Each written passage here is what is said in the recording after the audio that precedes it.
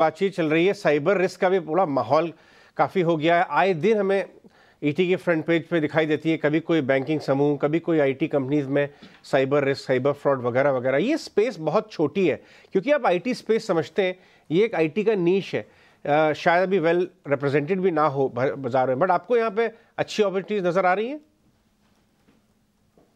Companies हर segment में होती हैं, तो बिल्कुल ये आई थिंक जैसा कि साइबर सिक्योरिटी और cyber is a new kind of theft. So I think it is a new kind of theft. So hence we have to be all careful about, and we are seeing every single day being attacked, companies being attacked, individuals being attacked. तो इसमें तो बहुत काम होना बाकी है. मैं मानता हूं कि ये डिकेडल अपॉर्चुनिटी है, 10-20 सालों की अपॉर्चुनिटी है. तो I think one has to kind of keep looking for ideas in this. तो और आपसे जानना चाहूँगा, अभी तक जो क्वालिटी ऑफ अर्निंग्स आ रही हैं, हम लोग लगभग 50% अर्निंग्स हो चुकी हैं फर्स्ट क्वार्टर की। आपका क्या नज़रिया है ऑब्जर्व करके अपनी पोर्टफोलियो कंपनी से? किस तरह की कमेंट्री आ रही है, किस तरह के रिजल्ट्स आते हुए नजर आते हैं आपको? अर्निंग क्वालिटी ठीक ठाक है, very very much in line with expectations है. कोई बहुत ज्यादा हमको तो डिसअपॉइंटमेंट कहीं दिखा नहीं है.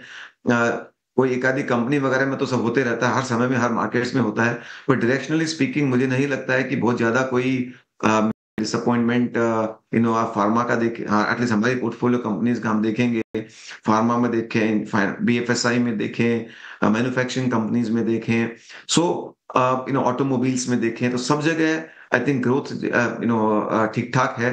तो और आने वाले समय में भी ठीक ही रहने चाहिए.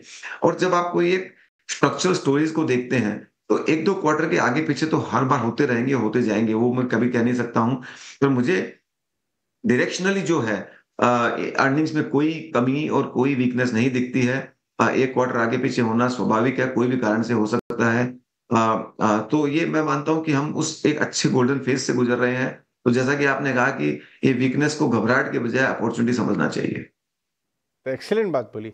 अच्छा, मैं लेंडर्स के बारे में थोड़ा आपसे बात करना चाहूँगा डिटेल में, क्योंकि आप लेंडर्स को बहुत अच्छी तरीके से समझते हैं और अपने पोर्टफोलियो का पार्ट रखते आए हैं। बड़े बैंक्स वर्सेस जो छोटे लेंडर्स हैं, माइक्रो फाइनेंस, छोटे बिजनेसेस को जो लेंड करने वाले, जहाँ पे ग्रोथ तो बहुत अच्छी हो रही थी और अभी तक कोई एसेट क्वालिटी ब्लो आउट भी किसी नाम में नहीं दिखा, लेकिन प्रोएक्टिव होने की वजह से आरबीआई ने थोड़ी सी लगाम वहाँ कसी कि थोड़ा एक कंट्रोल्ड वे में क्रेडिट डिसबर्समेंट हो, और इसकी वजह से लेकिन बाजार ने उनके वैल्यूएशन काफ़ी कम कर दिए हैं।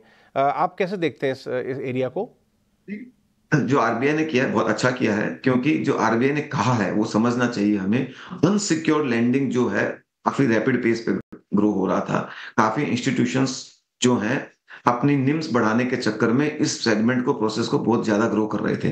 तो ऑब्वियसली ये रेगुलेटर का काम है कि वो दिखाया जाए कि भैया जब जब कोई पोर्टफोलियो 30-35% ग्रोथ कर रहा है तो वहां पे ओवर हीटिंग हो रहा है, तो आप उसको कंट्रोल कीजिए. तो इसमें मैं तो मानता हूँ एक ओवरऑल मार्केट की हेल्थ के लिए और इकोनॉमी की हेल्थ के लिए, उस सेगमेंट की हेल्थ के लिए बहुत अच्छा है.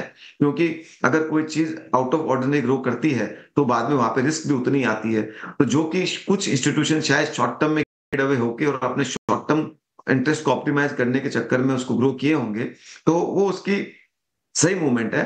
पर अगर आप देखेंगे तो वो सेगमेंट कोई बुरा नहीं है, सेगमेंट अच्छा है. उसको अगर आप सही तरीके से ग्रो किए जाए, सही रिस्क मैनेजमेंट के तरह से, और आप सही अंडरराइटिंग करके करें, तो सेगमेंट अच्छा है. और आप देखेंगे तो बड़ी बैंक्स, चाहे वो आईसीआईसीआई बैंक हो और एचडीएफसी बैंक का तो हिस्टोरिकली काफी बड़ा पोर्टफोलियो रहा है उसमें, चाहे वो कोटक बैंक हो, हर बैंक उस पोर्टफोलियो को ग्रो कर रही है. पर उनके ओवरऑल अनुपात में जो पोर्टफोलियो का अनुपात है, दूसरे सेगमेंट्स का अनुपात है, वो बहुत कम छोटा है. तो इसलिए बैंकिंग सेगमेंट दोनों तरह की कंपनीज में जहां पे ओवरऑल रिस्क कम रहेगी, उस सेगमेंट के फास्ट ग्रो करने से भी वो ठीक है. हम वैसे भी फाइनेंशियल्स के अंदर जो भी लेंडर है उसमें छोटे लेंडर को में इन्वेस्ट करने के फेवर में ज्यादा नहीं रहते हैं, क्योंकि वहां पे risk reward profile completely change हो जाता है. छोटे लेंडर्स के पास लाइबिलिटी फ्रेंचाइज वीक रहती है और इसकी वजह से उनको आरओई बनाने के लिए एक्स्ट्रा रिस्क लेनी पड़ती है, इसलिए वो उन पोर्टफोलियोज को चूज करते हैं. तो हम उसको ज्यादा प्रेफर नहीं करते हैं. हम लार्ज लेंडर्स जो हाई ग्रोथ सेगमेंट में ऑपरेट करते हैं उनके साथ ज्यादा प्रेफर करते हैं.